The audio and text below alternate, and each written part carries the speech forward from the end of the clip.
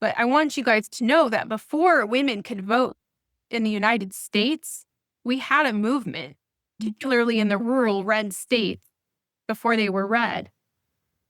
Women were able to organize and use frickin' arts and crafts to basically rewrite the Constitution and take alcohol away from alcoholics.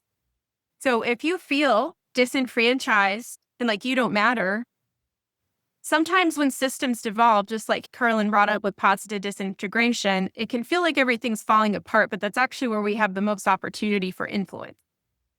And thinking like an entrepreneur and detaching from these systems, start deinstitutionalizing yourself and see the opportunity and find the coalitions that we can start building and the realities that we could literally craft. You're listening to the Brave OT podcast with me, Carlin Nink. This podcast is all about empowering occupational therapists to step up, level up, blaze some trails, and maybe engage in a little conscious rebellion in service of our profession, our clients, our work, our businesses, and living our mission wholeheartedly. We are all about keeping it real, doing hard things, unhustling, being curious, exploring, growing through our challenges, and finding joy, fulfillment, and vitality as we do so. Really, we're OTing ourselves and each other. I hope you love this episode. Welcome back to the Brave OT podcast. This conversation is one I've been looking forward to sharing with you for a little while. My guest is Josie Jarvis, and she and I recorded this conversation a couple of months ago. So often when we've had conversations, I thought, wow, people really need to hear some of this stuff. It's the nuance and the intricacies and the complexities of OT and being an individual and how we fit into the bigger environment and landscape. And I know a lot of you are thinking about this too, but you just don't have language for it yet. Josie participated in the Activate Vitality program a couple of years back, and I've so enjoyed watching her journey before that time and after. And she's done something I think a lot of us are craving, but aren't quite sure what or how to do. She's really stepped off the traditional path and created her own experiment in what an OT can be. You're going to hear us talk about deinstitutionalization, not just for our clients, but for ourselves as practitioners, and about what it means to apply occupational therapy and occupational science to your own life when systems don't have the services to meet your very unique needs. We talk about being twice exceptional, neurodivergent, and not fitting the mold, and deciding that that's actually probably your superpower. Josie, like all of us, been doing her own field research. Offline, she's been patchworking together what works for her and refusing to wait for permission from institutions that move too slowly. And what I'm hearing in her voice now, more than frustration, is hope, real grounded hope for what can become when we're brave enough to experiment. Now, bear with us for some really excited tangents and think about it as an eclectic quilt of ideas and enthusiasm and passion for OT. So if you've ever felt like the odd one out in traditional OT settings, or you're wondering how to create a career that actually fits who you are, or you're just tired of waiting for things to change, this conversation is for you. Let's dive in. Josie, so many times when you and I talk, like often it's DMs or little voice notes or that sort of thing, I thought, oh man, people would really benefit from witnessing this conversation, or maybe might not be able to follow the thread with us. But I think a lot of OTs we know would. And so I'm excited we get to do this in a way that we can have a neat conversation that I think a lot of people will find useful and relatable. Thank you for being here. Oh, yeah, definitely. I'm an auditory processor, so podcasts are phenomenal. And that's been my dream is, if all the OT academics that are doing such bold, transformative work, I would love to see them on podcasts and sharing their work in different formats for that reason. That's one of the ways in which I'm a non-traditional learner. So I love the potentialities of like verbal podcast sharing and knowledge translation. And like, I truly regard you as one of the leaders in breaking through this ground for international knowledge translation, navigating the type of burnout and moral injury that I've been nursing myself over the past decade. And then most of us out there have decades worth of that. It's been instrumental for me to build community internationally. I've had to, sometimes you feel so stuck in traditional practice settings, particularly here in the US, that just like our clients, right? If you can't imagine new possibilities for practice, it's like too depressing. I just appreciate that ripple effect of you putting your body of work out there. It's one of the ways in which those of us OTs in the US that didn't get an opportunity or mentorship in the psychosocial and mental health domain, it's so important to put our folk wisdom out there through things like informal publishing, a podcast. Like, how else? We're not really capturing the magic of OT in conventional academic publishing. And that's been like, I guess, my mission now for the past 5 years. And you're a big part of that. You're a big part of that. So I'm thrilled to be here and the impact that your work has had on my life and getting to a groundedness and a bit more emotional regulation just wasn't fully possible for me without getting a more whole picture of my neurodivergence. I needed somebody that could reflect some of the nuances of that back to me. And it's funny, I don't even think I fully claimed having ADHD until after my term with Activate Vitality. But all those different layers come together. But here, I never would have known about giftedness and the depth of twice exceptional, especially for a perspective on adult. Like, how does success as adults? Oh my goodness. I feel like you just set the spider diagram for all of the places we can go with the conversation. I love that about you. And I love that I think I tend to be pretty visual. Like I enjoy listening, but then I'm often translating it into a diagram or a visual or how this connects to this. And very much sometimes it's hard. Sometimes if it was a spider diagram, I'd probably look like the person who's become obsessed with the murder mystery and has totally. That's been me with occupational science, by the way. I think that's the other thread of like, oh, how do we put this together? Ruth Zemke, who's one of the founders of occupational science, or like one of like chief disciples of it in like facilitating the direction of the USC crowd.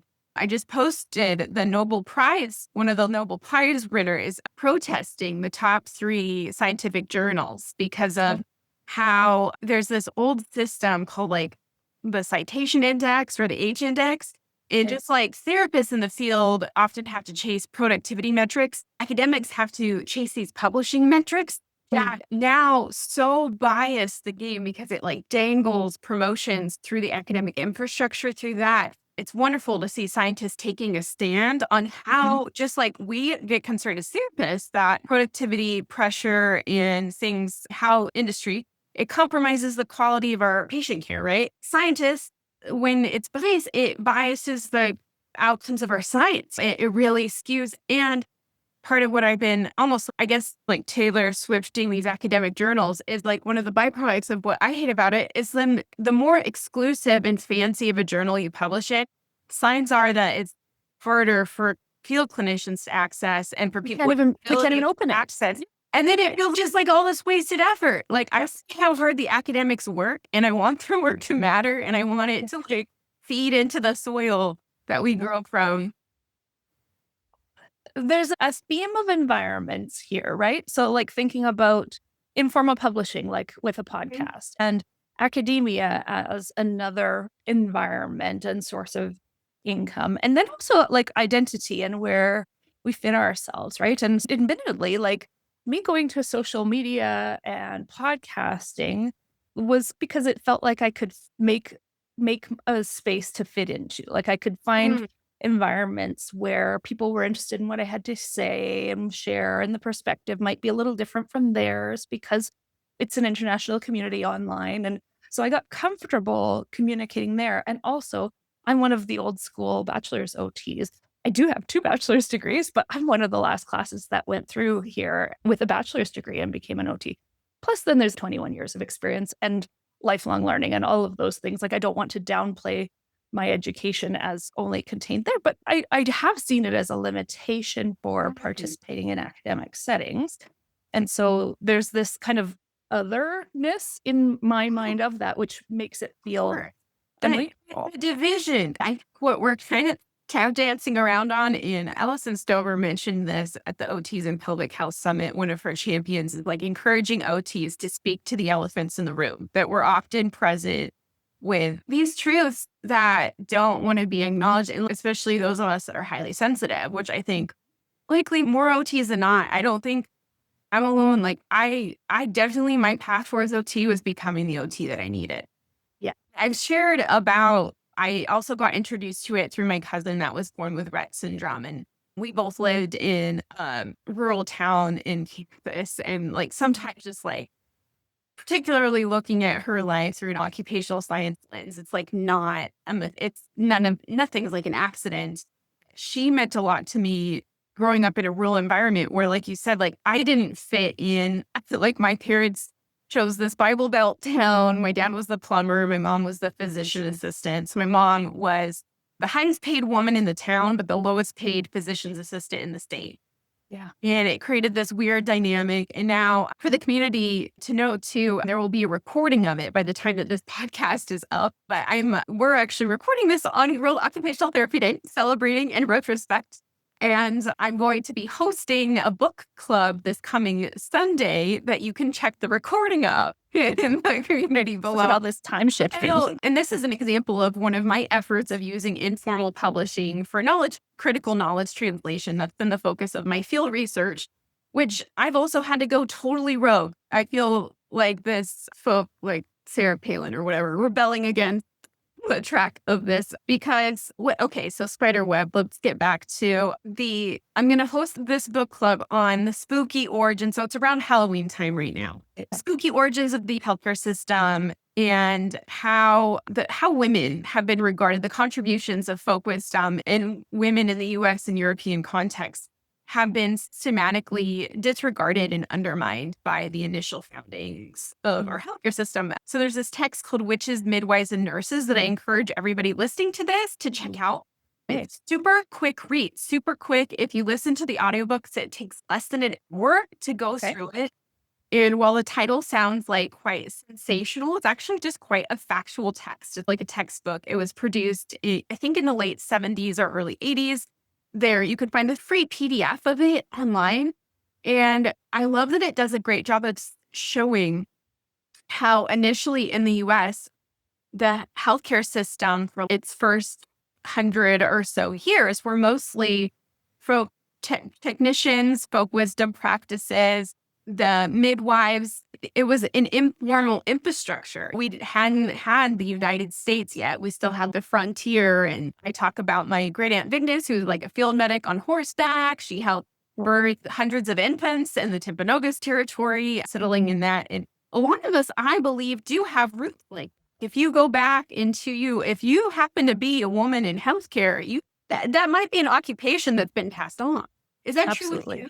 It is, yes. So my Oma, so it's my mom's mom.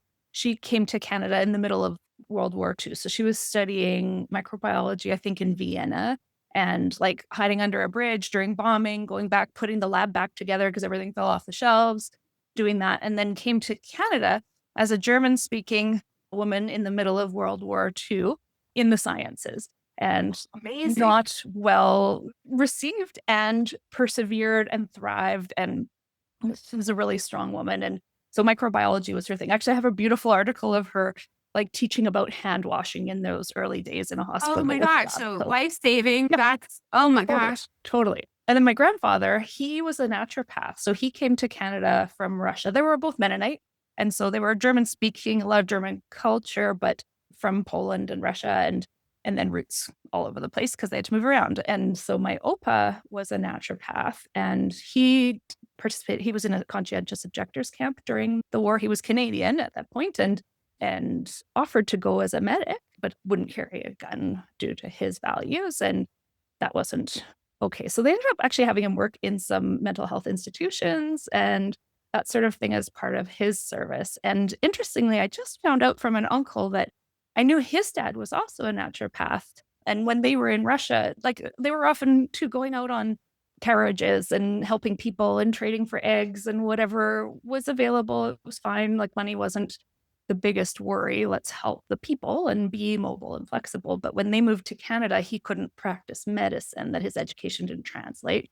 But they did give him accreditation in naturopathy. So that actually started that trend for them. So very interesting. Yeah, there are these interesting These context matters, right? And that's like what we're sharing here. This is part of your and I's occupational histories, occupational identities. One of my podcasts on, which by the way, the Evolve Living podcast is part, that's been a housing of my field research. For the past 2.5 years in earnest, I've been doing field research and critical knowledge translation of occupational science. And the metaphor that I've played with and what's felt like in my body, I'm from right now the Pacific Northwest.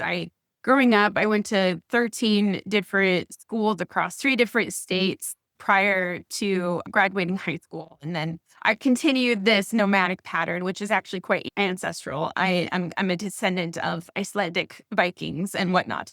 But why did I bring this up initially? Okay, I have a podcast that's called Weaving the Threads of Our Occupational History, where I have an intergenerational interview with both of my parents about their occupational legacy and putting in the historic context of our ancestors, just like you have, and how that's actually now, even in the US, even in the sterile biomechanical crunch like US, we're so restricted.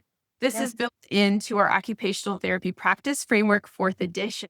This is the context that we're allowed to take into account with our clients, whether we're working with an individual, a group, or a population. I love that. No, and I'm making note because I want to go back to so many things. And this is exciting. Sorry. This is occupational sciences. We're demonstrating it in like this is occupational science by understanding. And this is what you can connect to in watching that recording. Understanding historic context or how OT developed internationally is actually so hugely helpful in taking on our current challenges, particularly policy challenges. Totally. Yes. And I think that there are a number of challenges and hey, that's what work is, right? Like when I think about my kids, they're both like finishing high school and partway through university. And I'm always thinking about their future occupations and different ways of them living their lives. And so much of it is, what kinds of problems do you want to solve? What kinds of problems do you like to solve? Like, where do you want to dig in? And so when I say one of the problems, I'm not saying, oh, it's all terrible, because I think there's a lot of that from exhausted OTs thinking, what on earth am I even doing here? And I think so much comes down to, we often kind of, in a job, you get a career to get a job is often what you're thinking. And then those of us who go down this path, it's like actually like OT is an identity and a philosophy and a way of doing, being, belonging, becoming, all of those things. It doesn't ever really leave me or you.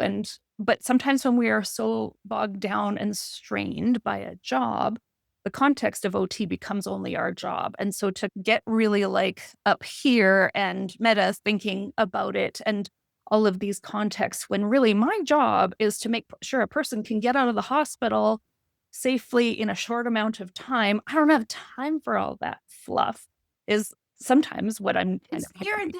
I hear that a lot. That's one of the biggest, I think, automatic reactions to occupational science is that, oh, this is jargon and it's petty. And it's like academic stuff that is meant to sort of like, and again, like, if the occupational scientists are listening to this, I don't feel this way. I respect your work, but the initial reaction is, this is just something that has the buzzwords that sort of pads the resumes for these academics, and it's so detached from practice, and that's this like automatic thing. And you brought up earlier, and I think this is so important for those of us that are highly sensitive and neurodivergent. And just like I'm hoping to hold space for others to also gain more historic context to the origins of the US healthcare system and European healthcare system, I think it's just as warranted to have that lens on the US and I'm sure Canadian education system. I know that probably the historic context for both me and the Pacific Northwest, and I imagine potentially where you are in Canada as well,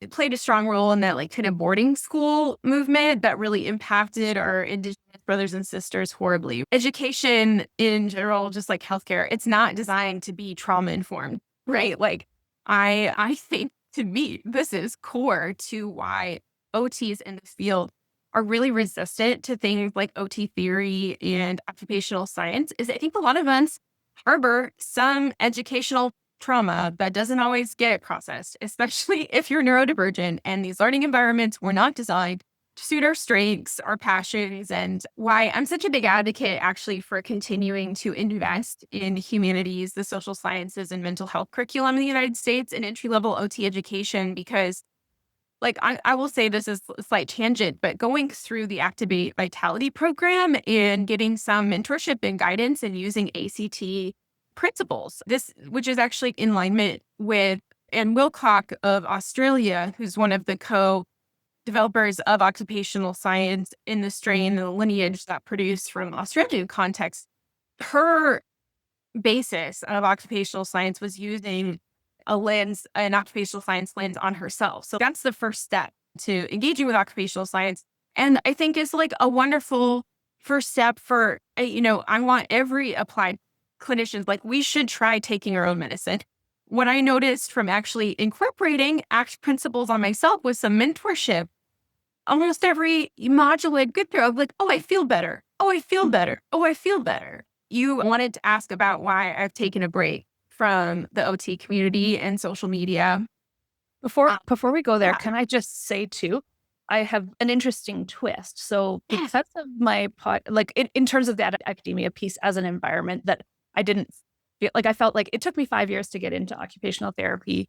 I got a whole other degree, not intentionally, though I don't regret it. Lots of life experience, like it made me a better OT, all of those things. But because with my undiagnosed ADHD and high sensitivity and working and like interested in doing a lot of things too, I didn't have the marks to get in, and it took a lot of years to get those marks. So there was that sense of reinforcing my underachiever. But Carlin, you're so capable. We can see you're so intelligent, yet your marks don't match that. And that's very much a late diagnosed ADHD woman's experience very often if we couldn't achieve in those settings. But interestingly, a chain of events led to me actually teaching at the University of Alberta I'm teaching entrepreneurship there now. Taking the path less traveled by.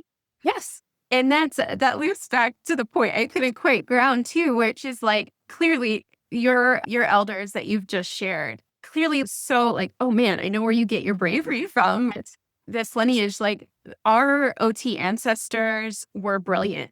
They were like this book, which is Midwives and Nurses, makes such a great case of this, that it was actually the field midwives in the like pre-nervous, like the medicine women, they were actually the more scientific ones because they were building off of hundreds of thousand years of folk wisdom that gets passed down orally. Shared evidence. This worked. And they would do comparative analysis at field, which is why my work right now is focusing and emphasizing on field research. And one of my undergraduate degrees is in field biology, which I've gotten to discover how much actually like those initial things that you study in your early 20s or your early life experience, which if you're an OTP, like your lived experience, your life experience is a value add to the profession. And using these tools to analyze this, which is why I was bringing you back to the occupational profile, because sometimes OT we get stuck on, am I allowed to do this? And I think what you referenced is so case in point. So grades, I remember my first school-based job in like getting to see essentially behind Oz's mask of what actually goes on in the principal's office and what the teachers actually talked about versus I was like, whoa, grades are made up. The real world doesn't even have grades. But we are trained from a young age to put these institutions first. And that's actually core as to why I've been taking a break from social media is I needed to actually deinstitutionalize myself. So I also have an undergrad degree in government advocacy, and I worked as a lobbyist. And again, that's like a big part of why I'm a champion, maintaining and potentially expanding humanities and social science education in OT education in the US, including occupational science, because so much of our sense of feeling stuck in the field in these traditional biomechanical settings is not looking at policy. We look at it as something that is a barrier that is restricting us and limiting us rather than a tool that we utilize with our clients, especially in the context of the disability rights movement. We could use policy as a tool. Licenses can be tools to give us permission to do things that require a higher level of skill, whereas we're like stuck in this mindset that this is the way things are. We can't do anything about it. There is so much misinformation, particularly about OT policies in the US, about what is covered or not covered. That's different when you actually read the document, where you see where they come from and the processes in place to actually shift and evolve them. And that's what OT has always been about. We've been about transforming institutional clinics to naturally produce therapeutic outcomes from our clients.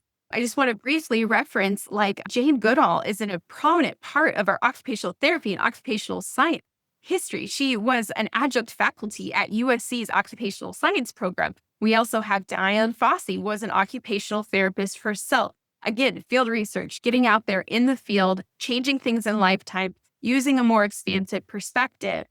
These are things that are our birthright as OTs, yet have a hard time taking in this medicine. And I think some of that comes from processing and separating from this educational trauma that maybe has you feeling like when you were referencing before, academia has a real problem with elitism. And I would say the healthcare system does as well. We preserve these hierarchies and lose track of our purpose. And we don't realize how these systems are actually failing, not just clinicians, but often our clients, especially in the US. So that's my hope, is that by gaining more literacy, we can have OTs feeling empowered to actually be part of fixing these broken systems, because that's where field medics did that hundreds of years ago, and they didn't even need a degree to do it. They just got support for each other. That's my big wish for us as a community too. I loved, so in one of your occupational science body, like, I've been consuming a lot of these things. Thank you. And so I was thinking about, there's a triangle that has triangles on the end of it, and they're talking about different levels of evidence. Oh, yeah. And I found that really empowering, right? Because evidence-based practice, I remember having this conversation with a group of OTs in our regulatory body. And I think we were talking about social media at the time and being really careful about anything we say on social media, because really we need to be presenting evidence-based. And then I don't remember, it was a conversation that was multi-layered, but one of the things we said, well, I don't know who's doing all the research on which salad tongs work best to wipe your butt, because I don't think that there is evidence for so many of the things we do.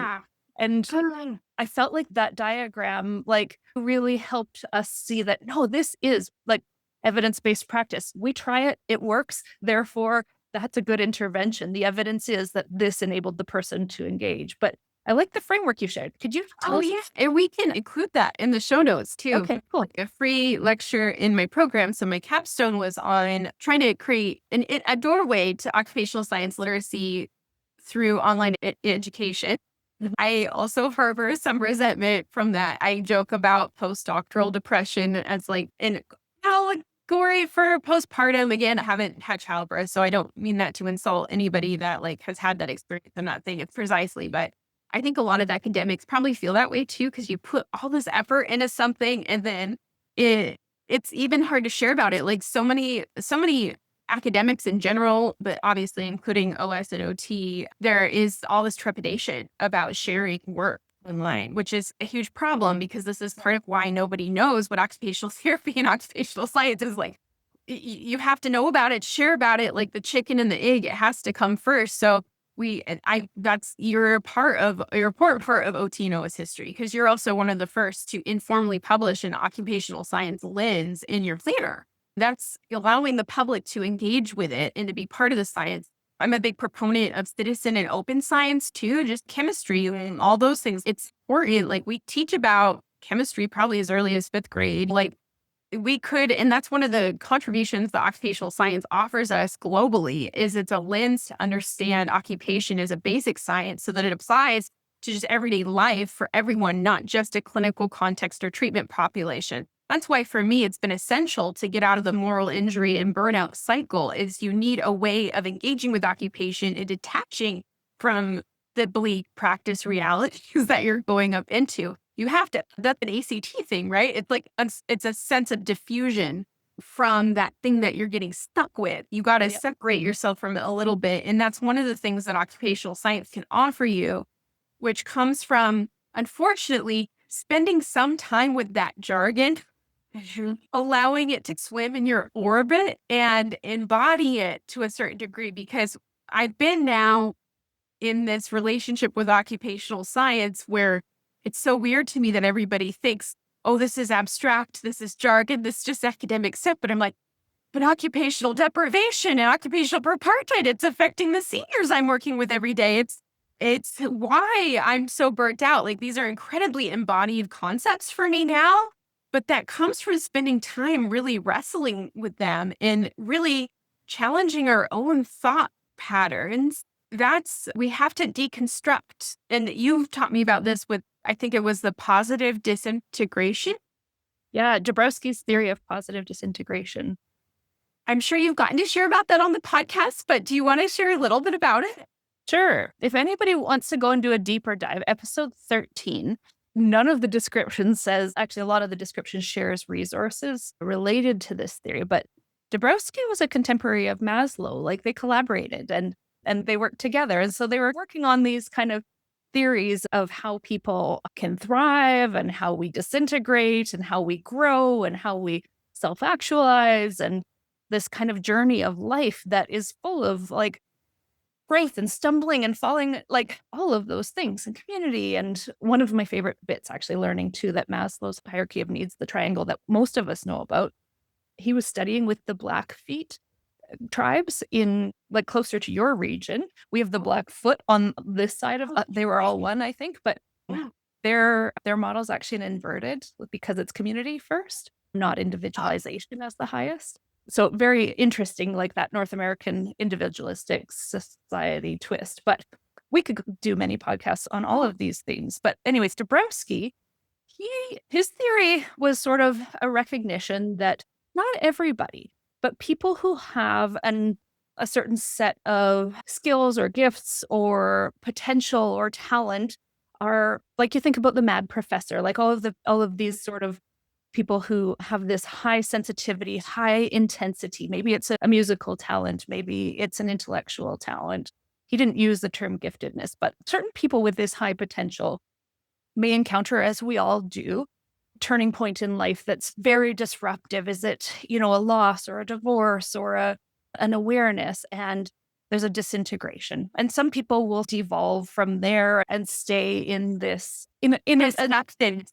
yeah, Or a stuck development. or a neuroticism or that sort of thing. And a lot of people will get through that and carry on and be fine. And then there's this sort of next sort of disruption. And often it's a spontaneous thing in these highly capable people where it might be a bit of a crisis of identity, or like, who am I and where do I fit in the world? Or something just blew up and my whole sense of my place in the world is disrupted.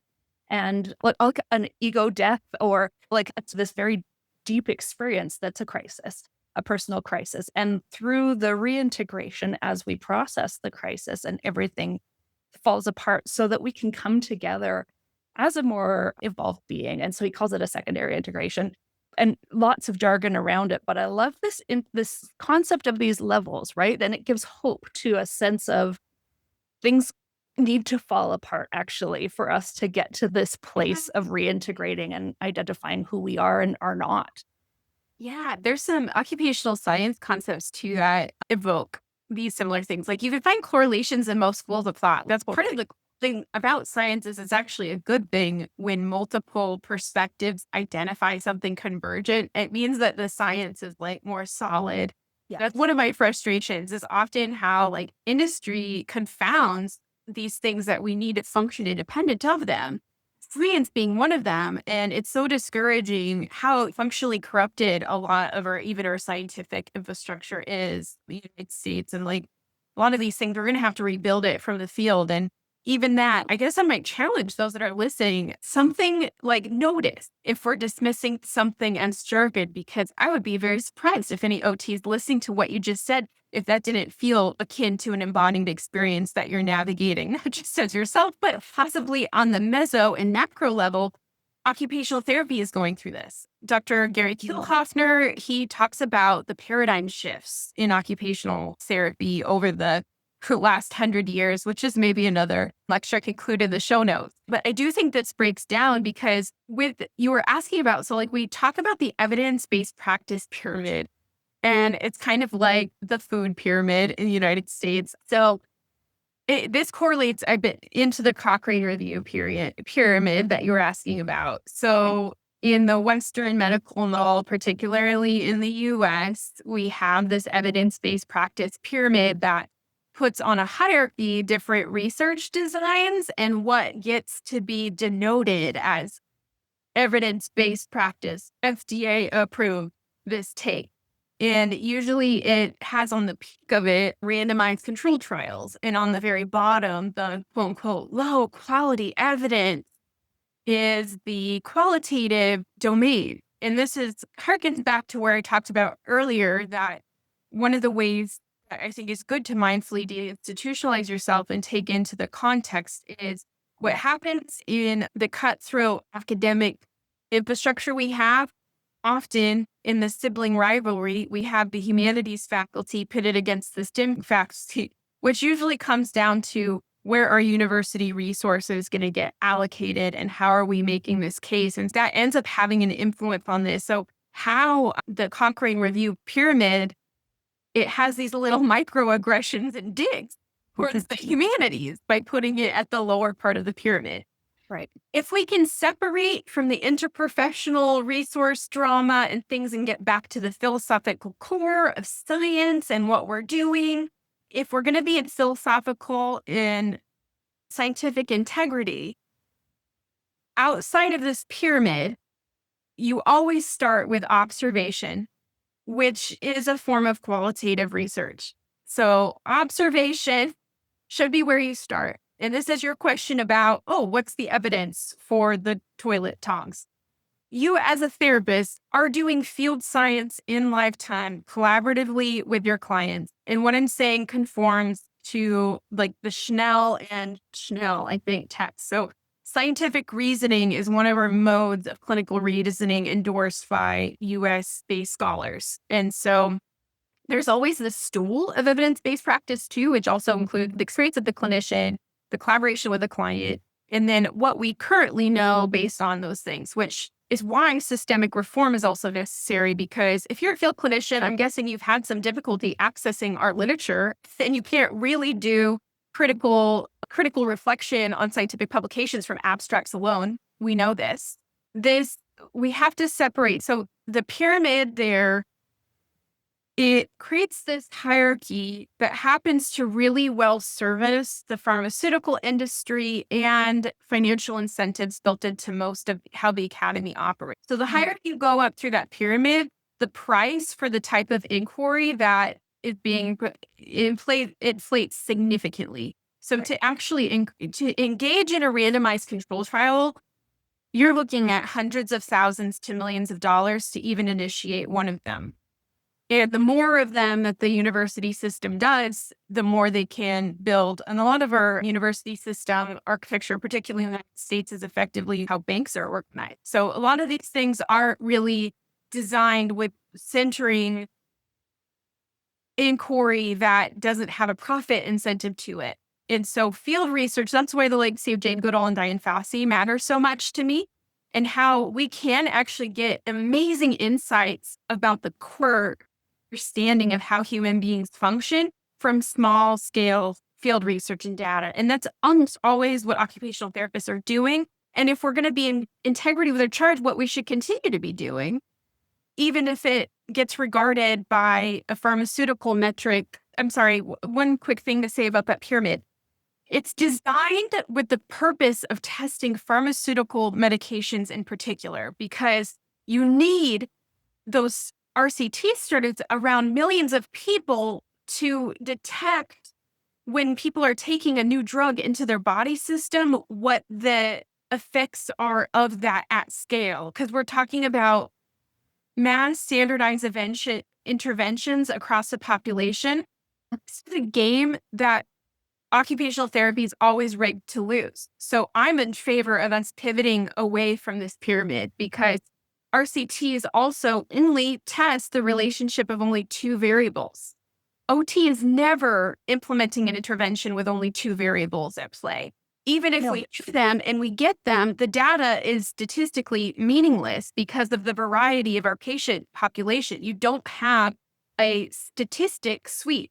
This system works really well for physical therapy because they anchor their focal emphasis as a discipline on the musculoskeletal system.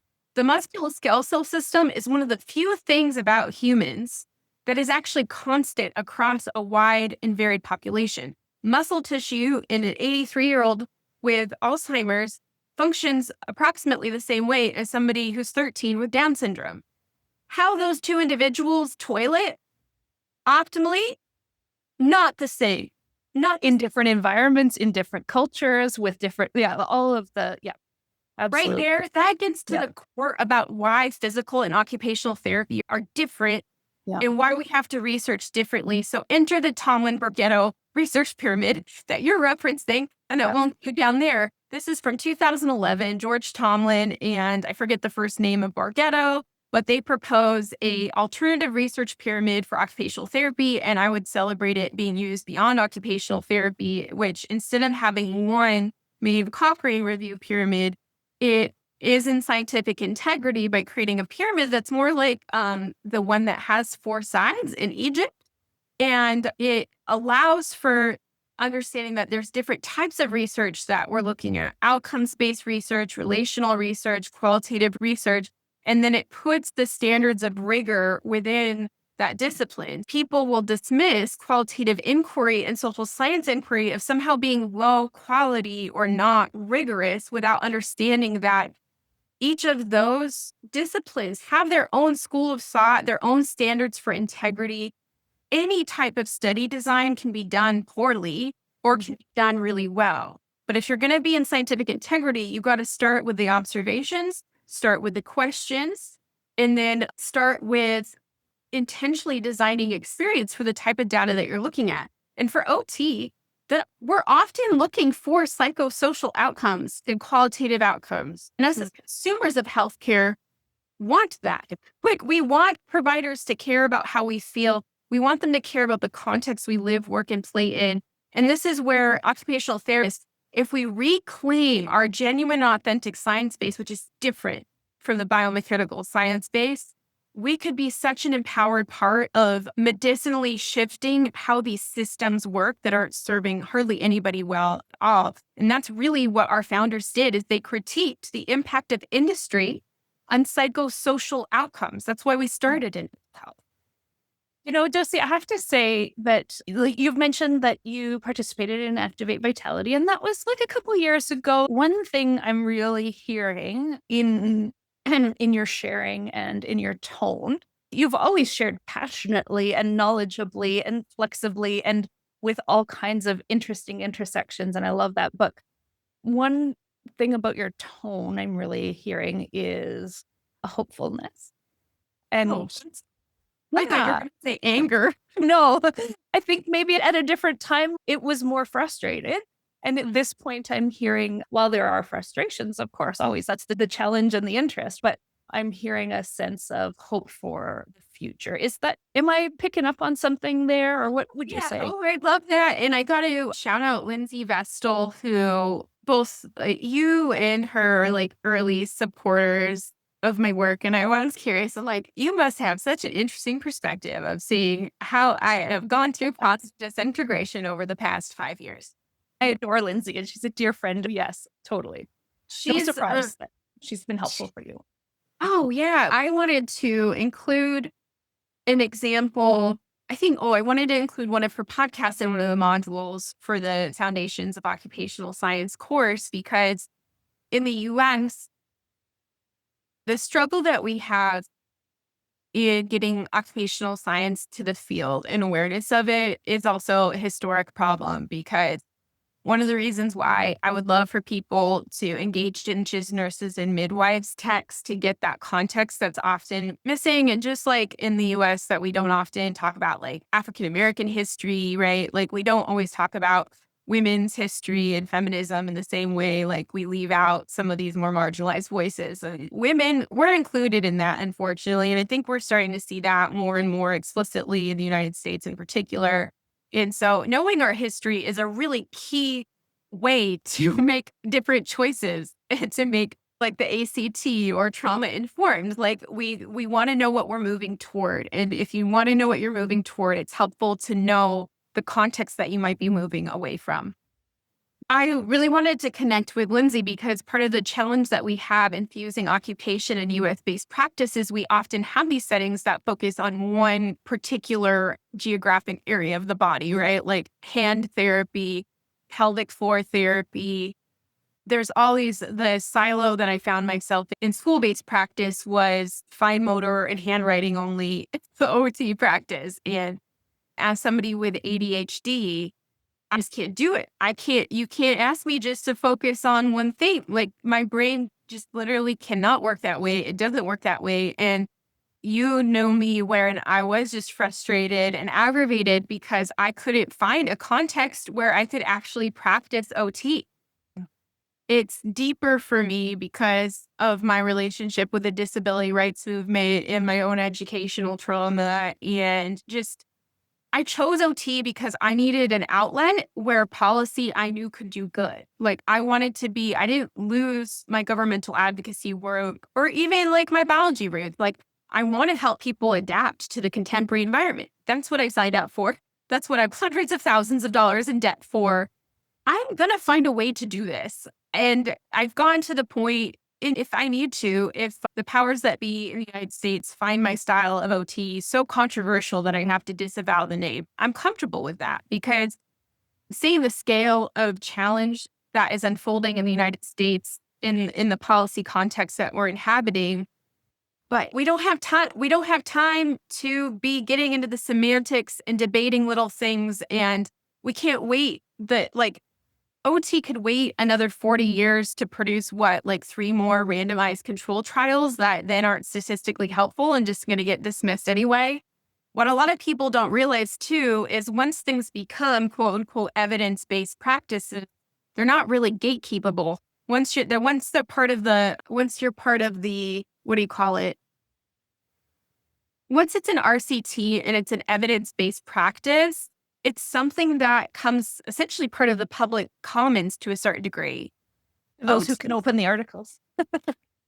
I mean, this is like, you have to have, it was so funny when I was at Evergreen. I've been saying like I'm a dual sports. I'm like somebody who plays for both sport team. I've always been pretty equal in the STEM and humanities, which is very rare. And those are the people too that I love connecting with. So if that's you in the audience, please reach out because that part of me feeling like I don't belong anywhere is, but if you happen to be a humanities person in the science parts of academia, oh man, you see so much politics going on and so much like relational dysfunction that people don't have the vocabulary to describe or the tools to navigate mindfully. And then when you're on the humanities side, you see all these different ways in which the scientific process is getting kind of misunderstood, which is why we need people to consume and be mindful consumers of both. Both the standards of quality matter on both sides if we want to create functional outcomes. And this is a big part of why I still use my big vocabulary and stuff going on podcasts like this is because one of the blocks that we have is people presume that OT is unskilled or that the type of challenges that we take on don't take high level thinking. And I want to be explicit on the type of words and the type of systems that you have to understand to actually create functional outcomes in these systems. It's not low stuff. And if you're hearing this, and I hope that over time the clinicians can see, even though I'm using big academic words, when I'm in these academic spaces, I'm championing field clinicians and I'm highlighting your brain. I'm a plumber's daughter. So even though my mom is a physician's assistant, I know my dad's done more for public health. And he also has that same thing of, oh, I'm somehow less valid or less intelligent because I don't have a degree. Oh, at that. Right. Our clients are brilliant. They have to adapt like without our support. So understanding these systems, it's such a gift that we should have never left out of OT curriculum occupational science, because if you learn these tools and these perspectives of working with public health in an embodied way, you become empowered because you know what we can do about it. We don't just know what the challenges are, we know where the agency is in the system. We know how to overcome barriers as OTs. We just have to find the confidence and the fortitude to sometimes call BS and keep pivoting. But essentially, a big part of it is read the documents yourself. Do not trust these middle managers and other clinicians that didn't get a degree that you got a degree in. And it's so important. Don't view people like me, don't view millennials with doctorate degrees as the enemy. But they can be your asset. We can help do some of the research and call things out. The doctorate and the jargon is important when it comes to advocacy in spaces. And OT, unfortunately, being excluded from these spaces and not having an empowered relationship to it. And even if you do, I got a post-professional clinical doctorate in academia, still gatekeeping things from me. So, that elitism never stops. No one ever feels like they're good enough in the academy. But like you as a field clinician are so key to any of this actually taking place. And we need to have open channels of dialogue and communication because a lot of us have shared goals. And we have case examples that actually function and work in other countries that use different funding models than right now. We have a bipartisan bill in just the legislature, House and Senate, I don't know which where, for allowing OTs to opt out of Medicare. If we can unite and get that passed, a lot of our trepidation and walking on eggshells is going to dissolve because then it becomes more the actual pure scope of practice, not what's billable. We got to be innovating. Yes. We got to be out there doing things in the field, just like Carlin's role modeling. And it's so funny. Like the great thing about being neurodivergent and being a rebel or like taking the path less traveled by and like testing, and ACT teaches you to do this. We have to face our fears to get through that positive disintegration, that disorienting dilemma. To get through it, we have to face cognitive dissonance. We have to dissolve our worldview. If you keep moving forward, more often than not, you're going to get rewarded for that. You think it's going to be the thing that like, part of why I'm putting the podcast, I was like afraid that, okay, speaking truth to power, confronting these systems, somebody's going to report me on Facebook. I'm going to lose my license. Everybody's going to hate me.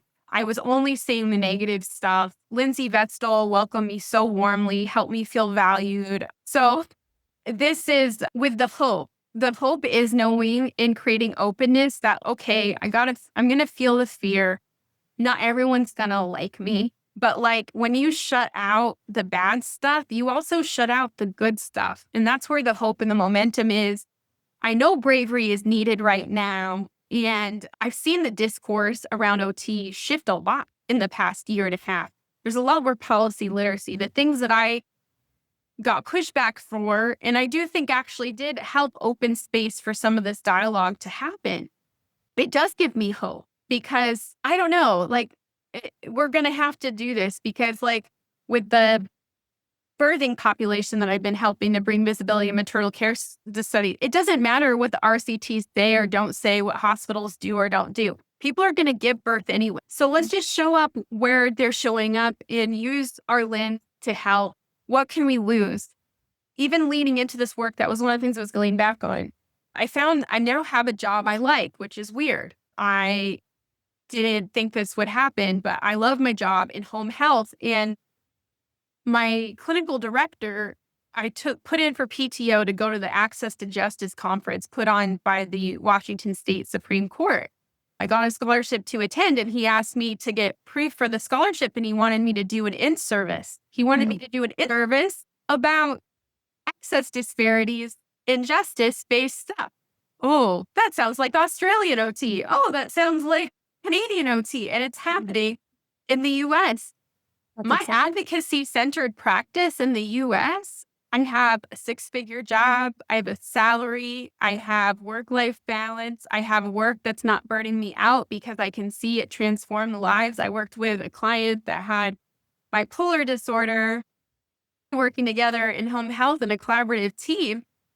She was at risk of losing her house because she couldn't executive function manage her space. And so we broke down like how to organize she was like, she was a crafter. So we had to come up with an organizing system, and we broke down how to budget. And I got to share with my company how somebody that was at risk of falls that just happened to have bipolar and ADHD, working together using the full scope of my lens in practice and advocacy centered care. Now she's connected to a local art group, supported transportation. She's self-elected to get set up with a financial guardian or something that manages her finances for her so that she doesn't do so much impulse spending that she doesn't have enough for rent.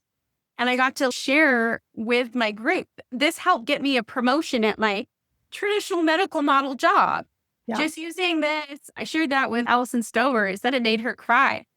This is why bravery is so important. More often than not, we can actually do the things that we're licensed to do. That's what licenses do. They allow you to do more things than not.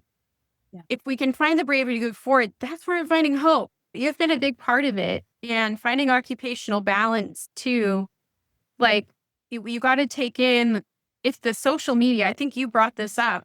You train the algorithm to send you negative things.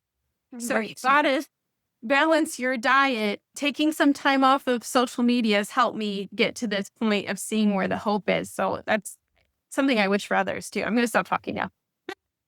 This is really great. And I'm on the verge of possibly taking a bit of a step back from social media myself. Not an entire step back, but just more intentional about my consumption because, especially with the current political stuff happening and what's happening in the US, that's quite frightening. And my province, I live in Alberta, we're mirroring a lot of those things as well. And like a lot of talk of separation and from Canada even. And it's disorienting. Yes. And so it really disrupts my nervous system regulation and all of it, totally. And even just the way I engage with my business, my feed is full of ways I should be doing better, ways this method or that approach. And it's designed to kind of our attention is the product, right? And that is being traded and bought by all It creates insecurities. It creates that self-doubt that we're trying to combat. Yeah, totally. And I don't want to be an idiot. And I know when I make a podcast, if I post about it on social media, thousands of people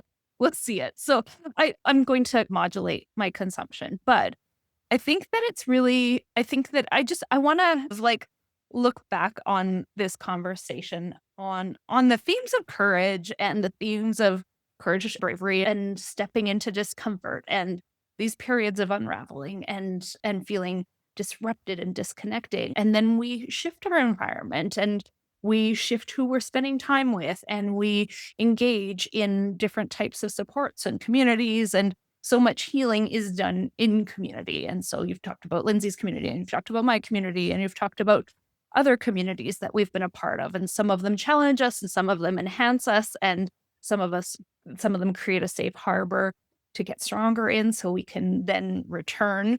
And I'm thinking about Jane Goodall and your book club book that you said, Witches, Midwives, and Nurses.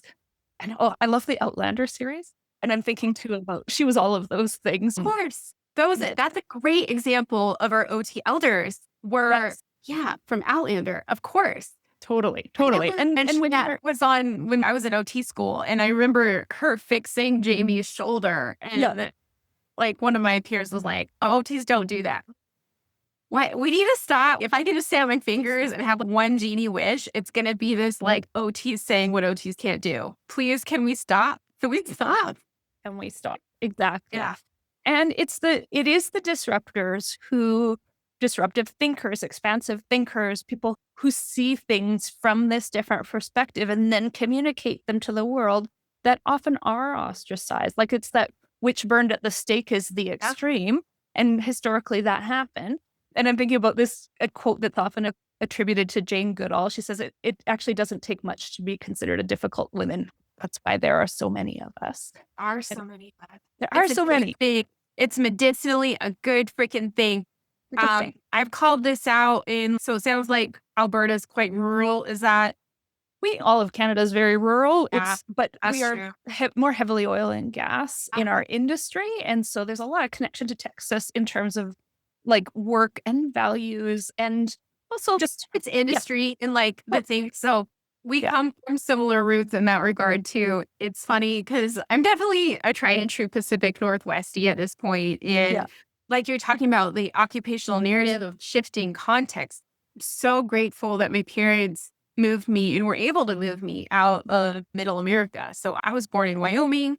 I grew up in Wichita in like a very small podunk town in Kansas, which is where I first met that dance with being ostracized for being a neurodivergent girl. It's funny. My parents, they were fleeing out of Utah because they didn't really like the sociopolitical context of Utah and found that it was a controlling environment to grow up in. And like a lot of during that time in the 80s, Under the Banner of Heaven is like this true crime novel about a woman and children that it was a targeted attack from members of the fundamentalist LDS church. So not part of the mainstream LDS church and whatnot. It was a fringe element, but invoked a lot of the belief systems from the 1800s that have persisted in many of those communities. And that can be hostility towards women seeking education.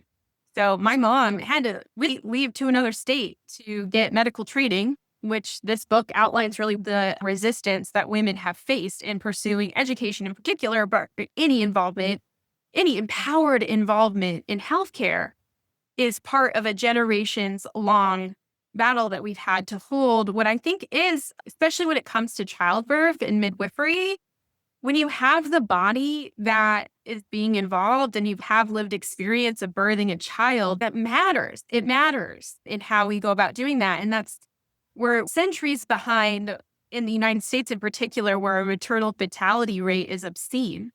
Not including women in medical education has been a very dire mistake. And when you lose a mother, the lives of women matter, those that give birth. When it's unsupported, it trickles out and disrupting our whole ecosystem. And I think this is like, I welcome Jane Goodall's support. May she continue to guide the path forward. She started by listening to mothers, even if they couldn't talk. Then she could connect to that. And that was valid field research. It was observation, which, by the way, you're supposed to. My field biology, I was like one of the only girls in field biology, especially that looked through a way that was somewhat embracing of a feminine perspective. So I do have a lot of anger, and I know she had anger too. But a lot of that like masculine, patriarchal going in to do anthropology while presuming that there was just this nuclear family, that was a bias that you politically imposed that biased your work because you didn't start with observation. And that regarding that observation as low quality, you just compromised the whole root of your scientific inquiry. Good job. We have to start with just observation and getting some degree of neutrality around these belief systems. Oh, what I was going to say though, even though I'm from the Pacific Northwest, I'm still raised as a rural woman. And that's a big part of why I pursued getting a degree, even though it didn't make sense. Like, to a certain degree, I want to let people know online that when you share a lot of hostility about OT, like creating doctorates or like insulting people that are entering the field with entry-level doctorates and saying online that their education is so poor and that OT education is so bad and so that actually impacts us that are entering the field, especially in our first 5 years of practice, where like we might need some support, where we could maybe partner and be allies together and we could share what we're studying and how it actually could enhance practice. That really has affected me psychosocially, a lot of the negative feedback about OT students that pursue higher level of education, even as we talk about that we need more research, that can also be supporting these wonderful new clinical doctorates that we have. That's maybe part of the solution. But I pursued a doctorate, even though it didn't make sense logically or financially by any means. But I wanted to be part of this lineage that proves that rural women can do this. That my great aunt that was the field medic, even though she didn't have a degree, her work mattered and her brilliance was real. Yeah. And that's why I'm here as an advocate for OT. And I don't want this degree to be in vain. And I want to share it with those that don't have the opportunity to make the same choices because of the elitism in academia. But I want you guys to know that before women could vote in the United States, we had a movement, particularly in the rural red states before they were red. Women were able to organize and use frickin' arts and crafts to basically rewrite the Constitution and take alcohol away from alcoholics. So if you feel disenfranchised and like you don't matter, sometimes when systems devolve, just like Carolyn brought up with positive disintegration, it can feel like everything's falling apart, but that's actually where we have the most opportunity for influence. And thinking like an entrepreneur and detaching from these systems, start deinstitutionalizing yourself and see the opportunity and find the coalitions that we can start building and the realities that we can literally craft. I've been doing, part of the way I took a break from social media as I've been really dedicated to my field research, which unfortunately didn't get the opportunity to be published in the OT Without Borders text and evolved beyond it. So that's part of why I'm getting back online to share some of that. But I have been working in my community with folk arts to build coalitions. I've been testing this hypothesis in lifetime that I learned from one of the OT professors at the University of Washington. He shared with me that research, particularly in the UK, we're finding that investing in community humanities and arts programs was having the most transformative and efficient mental health outcomes than any other pilot project that's been going through. I posted some of that research on my Facebook page. This should be no surprise to the OTs, right? We know this. Yeah. And I've been testing it in my community. I did tarot readings at local art markets. That's one of the ways where I've started to translate occupational science literacy. You can see it on my podcast, like some of the people I met through tarot readings included like a tattoo artist. And we got to we talked about the occupation of tattooing and addressing occupational justice issues through tattooing. And honestly, like everybody that I share about this, it just is so popular and people love it. And I'm building through, if you join the event or you want to join the community, because I'm going to do like on Sundays, like a drop-in free thing for this. It's going to be on my separate stuff. So Josephine Patricia is my online presence for anything that my formal hats are off. And I encourage all of you to do that as an OT. It's actually good to have an identity outside of your work in your professional life.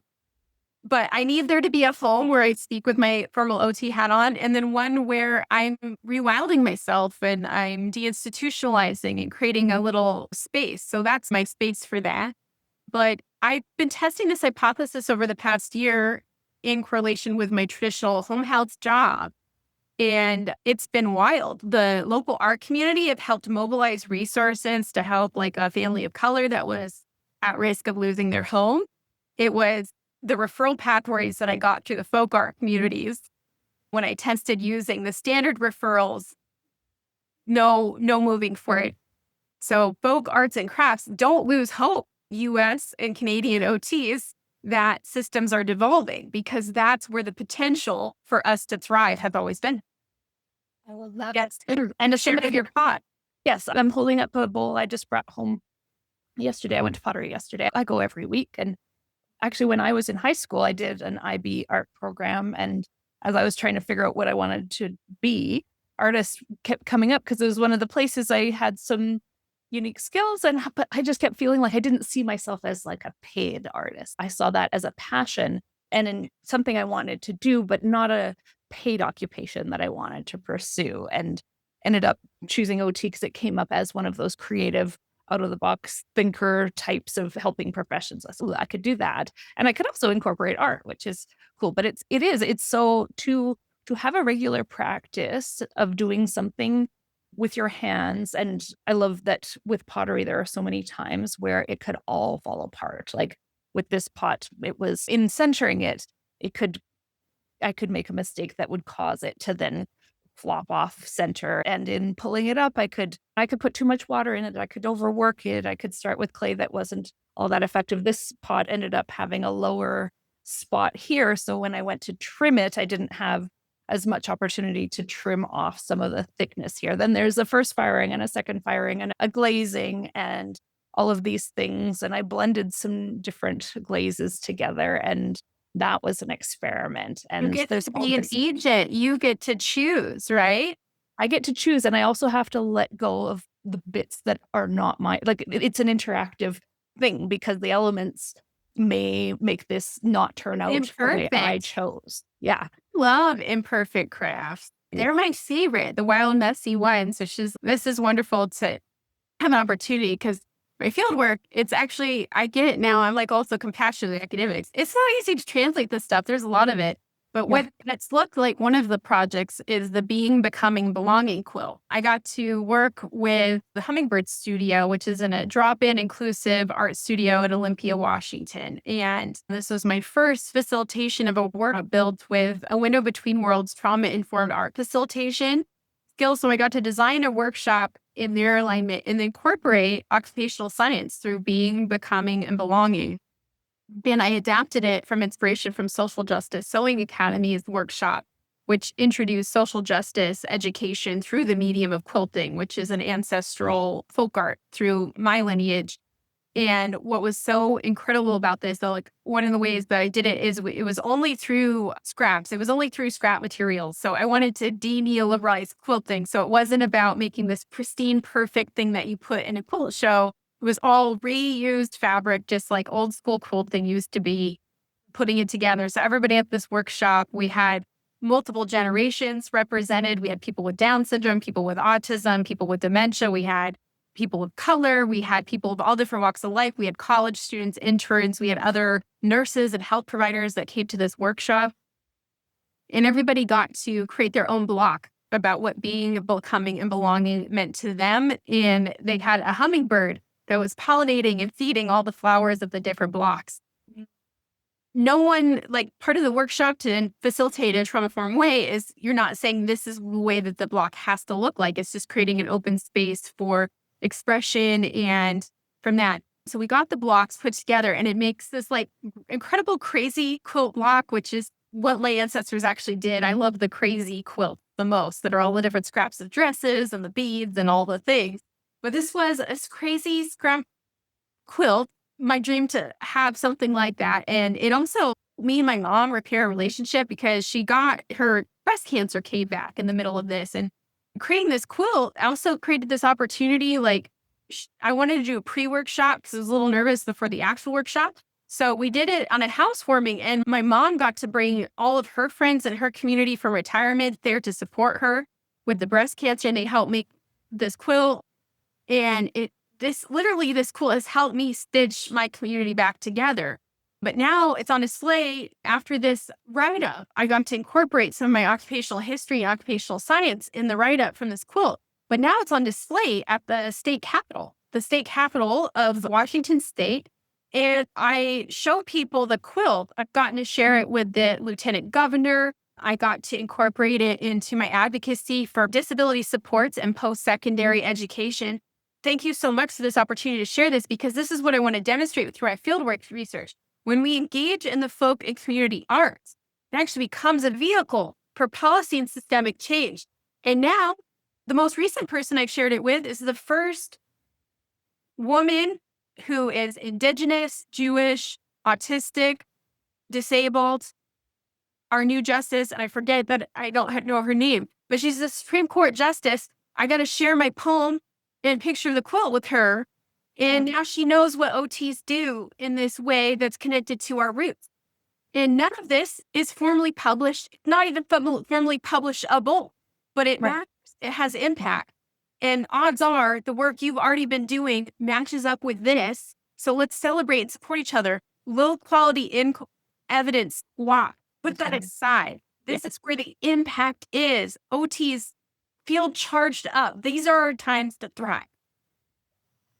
That's a good spot to end. Yeah, I love that. Exactly. Yeah. Thank you. Oh, that's so good. I appreciate you being willing to be here and have this conversation and to engage in the style we expected. We expected to roam around and find these interesting places. And I thank anybody who listened through to the end because these are such important conversations. I want to thank you because there are people listening who are feeling like maybe what they're doing isn't important enough, evidence-based enough, good enough, academic enough. to be celebrated. And it's in these really special places where we know we are making a difference by doing something really bespoke and custom and unique and creative and working with what's in front of us to make a difference and being able to share our stories in ways that help others understand the real work we do outside of the definitions. And I think that is so important. And I think your quilt story really brings that together beautifully in something that's human and relatable. Can I ask you the last questions I ask everybody at the end of the podcast? Yeah, thank you. I appreciate that. Yes, What would you say being brave means to you? bravery for me is being willing to be okay. Sorry. I hope this doesn't do too much of a tangent, but part of where I have such gratitude for you helping me understand what's exceptionalism and stuff is growing up, the self esteem that you get when you have undiagnosed ADHD and then you're constantly transgressing social norms by moving from rural America to like urban tech populous stuff. A lot of the things that I'm doing even right now, they're the survival skills I learned as a young person to get through and cope with these systems. I know I've been getting a lot of wonderful feedback about my intelligence being on public display. And I appreciate that and having that reflected, but that hasn't been my lived experience. I thought that if you read my journal entries, I thought it was so dumb. Like I was a remedial student. I had to get pulled out of classes in elementary school and my like religious education. I was literally in a one-room schoolhouse in fourth grade where there was like 22 kids in the whole school and like fourth, fifth, and sixth grade were all taught together by one teacher. And my science education was like, God gave fish gills so they could breathe in the water. I have been trying to overcompensate for my learning differences just to survive in these systems because like you, like good grades are elusive to good girls with ADHD. And I've needed project-based things. I've needed to use auditory supplements for my learning to survive these spaces. So if you're hearing these big academic words that I've fought for access to, that my like elders are celebrating that I have access to, know that I would actually really deeply understand that lived experience of feeling like you're done and that your ideas are dismissed. And I haven't necessarily internalized my intelligence as a gift because it prompts so much hostility and relational aggression in my life. And so sometimes it's not always something to embrace. But when you say with bravery, I know that there's moments in my childhood where I said, you know what, I'm gonna be dumb. I'm gonna ask this question because I don't know. And I'm gonna dare to be uncool because I'm not like I got to a breaking point where it's like, I'm not going to be accepted by my peers anyway. So I might as well get what I want out of this educational experience. Mhm. I want you to be brave by being bold in daring to ask the dumb question, confront the elephant in the room, because our lifeline might be on the other side. So much of what we're complaining about in the OT community is the absence of ourselves not showing up in our fullness. We keep waiting from some other superhero to sweep in and say the thing. But guess what? No one's saying the thing because you're not saying it. That's why I'm calling myself out and coming out of social media hibernation because I'm realizing I'm complaining that my voice is missing, but I'm the only one that can offer it. And I'm going to dare to be dumb. I'm going to dare to make mistakes. That's what bravery is to me. So for the people who don't know, that's so beautiful. And I appreciate the acknowledgement of the growth we did together and the learning we did together. And for those who don't know the term twice exceptional, it's typically used in gifted education where a student is identified as gifted and having a learning disability. And so that creates a twice exceptionality. And in where my kids are educated, you get a code, right? Like you get a code as a student if you have a special learning need, and gifted is a code. It's code 80 here in Alberta because it is a learning uniqueness that comes with asynchronous development. And that very often teachers misunderstand too, where if you've got this high capacity over here and average capacity over here, they're frustrated not meeting your needs over here because they think you should be everything up here. And then throw in a learning disability, throw in ADHD, throw in a neurodivergence. And there you have a really complex experience as a learner and as a human. It doesn't stop when you get out of school. But this whole deinstitutionalization piece, I know from gifted learners who don't have a secondary something, another code, right? The thing that makes them 2E. So often that experience too is one of meeting the expectations of others. It's not a gift for them either. And it's most adults don't even want to like own giftedness as a term because it sounds elitist, even in the Yeah, way. it sounds, but I would say like it was heartbreaking for me in school-based practice. A lot of us re- return to the sites of our own trauma. Like we try to heal our trauma through the situation. But I definitely did that in school-based practice, and I just re-traumatized myself because it was systematically just impossible to actually qualify kids like me and unfortunately at the time, and I understand now, like some of the systemic dynamics of there was a lot of resistance, a lot of OTs that were attached to the fine motor only practice, or like that was where, but I didn't expect, like, I tried, I would have wanted to qualify kiddos or adolescents and young adults that had these ADHD sensory things and it was affecting their access and participation in education. And yet there just was not really any support for OTs to access on that level. We made some progress. That's my negative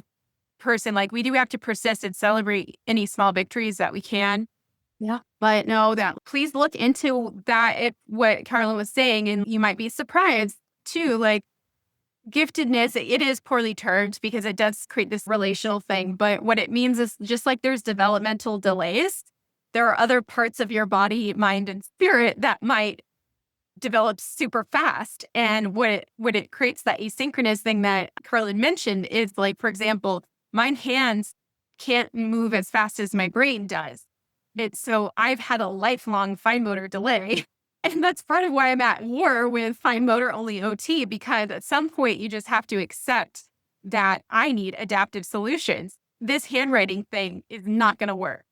So let's explore adaptive solutions that can help us find it. And then when I was able to do project-based education and having like even now, like there were times even in grad school where my writing wasn't up to snuff with professors. Like being able to verbally do presentations to demonstrate relearning is like pretty essential to me as a nonverbal learning disability person. It matters to learn this stuff because it can help you understand where you feel like you don't fit in or why you're not communicating properly.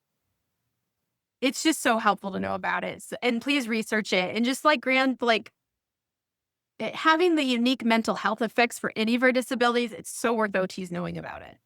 For sure. And finding your people and knowing you're not alone in these experiences and finding places you belong.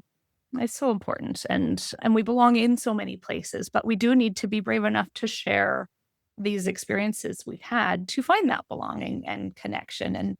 And this deinstitutionalization, I love that term. And I think about it a lot in what I'm teaching in the entrepreneurship course at the U of A too, is the module, but teaching this idea of essentially being willing to experiment, being willing to trial and error. Don't wait till you have a perfect product to put it out. You actually need to field test it. Science isn't certainty. It never is. Whenever science claims to be certainty, and part of why I really, frankly, just call BS on the Cochrane review pyramid, especially as it relates to occupational therapy practice.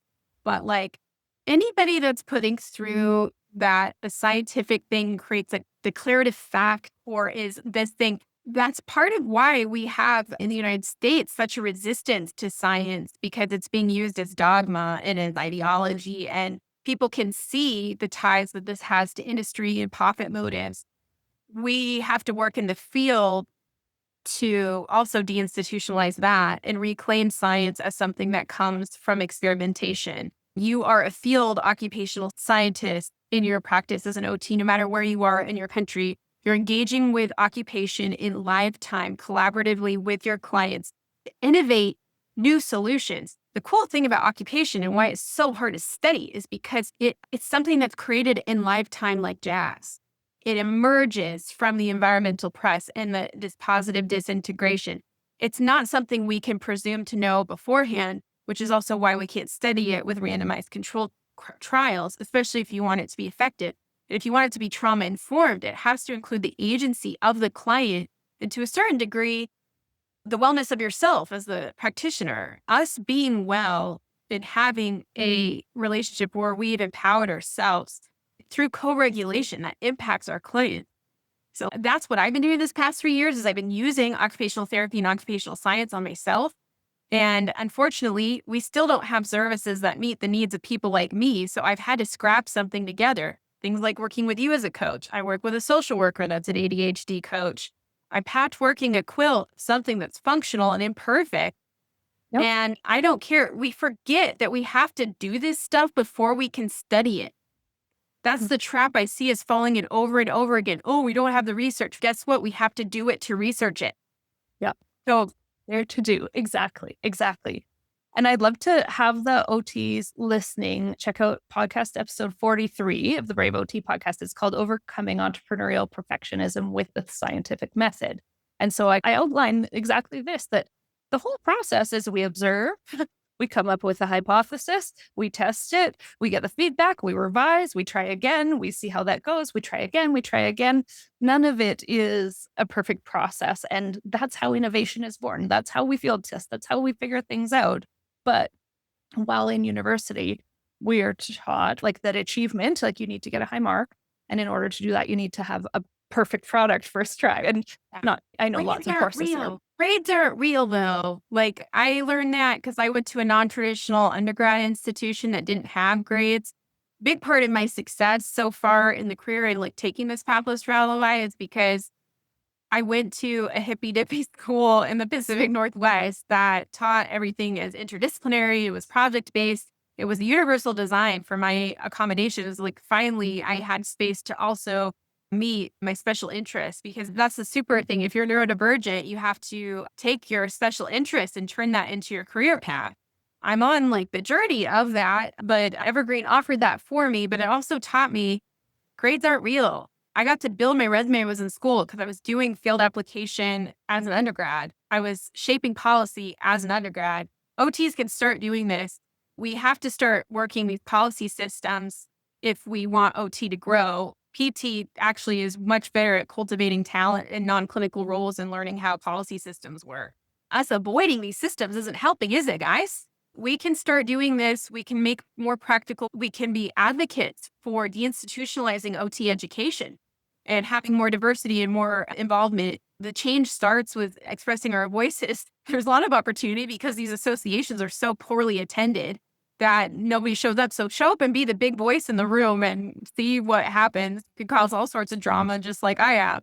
Get in the mix in that regard. But grades, stop grading yourself. And if you graduated, this is what I've done in this past 2 years. I was still holding myself to academic standards, even though I graduated freaking 2 years ago. Right. Stop grading yourself. They're not real. Yep, totally. Now you've answered the next 3 questions. So we're going to skip to the last question. How would you like people to connect with you when people are hearing what you have to say? They have questions, they're feeling inspired, they want more of Josie. How do they find you? Yes, definitely. I just got my podcast shifted over to Substack. And so Substack is going to be the best way to stay in the loop on my emerging knowledge translation experiments in knowledge translation of OS. So please follow the Substack below. And from there, you can then also link to the OS 101 guide for US-based OTPs. And my capstone is freely available on engage.evolvelivingnetwork.com. And then if you are a little bit wild and witchy and folk wisdom spiritually and stuff like that, and want to follow my art and creativity account, that my OT OS academic hats are off. I am not held to those standards in that space. You can follow Josephine Patricia is my Substack for my creative and artwork. And I would love that space to also be welcoming for OTs. And that space is definitely, both spaces are welcome to interdisciplinary colleagues and community members, but definitely follow the Josie Jarvis OT Substack. You can follow me on Facebook and LinkedIn, where I'll be creating content to empower policy literacy, occupational science literacy, and just build communities for each other and speak to the elephants in the room that are getting in our way. That's wonderful. Thank you so much, Josie. I really Thank you so enjoyed our much. conversation. It's a And dream. It was like a dream of mine to go on your podcast. So I'm glad. I'm so glad too. You know what strikes me most about Josie? More than her enthusiasm and passion and brain moving faster than her hands and her mouth can move, is that shift. This shift I've seen from frustration to hope and experimentation. She's not waiting for OT education to change or for the research pyramid to make sense for what we do, or for someone to give her permission to practice the way she knows works. She's just doing it. She's testing it, she's revising it, she's trying again, and she's doing it with integrity within the ethos of OT. And I love that she's named it so clearly, that when we don't have the services to meet our needs, we have to patchwork something together. A coach here, an ADHD specialist there, and occupational science applied to our own lives. Folk wisdom field testing, it's imperfect, it's messy, and it's exactly how innovation happens. If you're someone who's been trying to fit a mold that wasn't designed for you, whether that's traditional practice settings, academia, or just the expectations you've internalized about what OT should be, I hope this conversation gave you the permission to stop grading yourself. Those standards, they're not real. Your experiment, that's real science. And maybe the Activate Vitality program could be the safe community and space where you can come and heal and grow and find encouragement and co-regulation, collaboration to move forward in your authentic way. You can find a link in the show notes to more about the Activate Vitality program and the things that Josie's been talking about through this podcast, including her Substack links and workshops and wonderful resources. And hey, if this episode helped you feel a little less alone in your journey, would you share it with another OT who might need to hear it? Leave us a rating or review if you're feeling generous. It genuinely helps other therapists find us. Thanks for being here, and thanks for being a brave OT.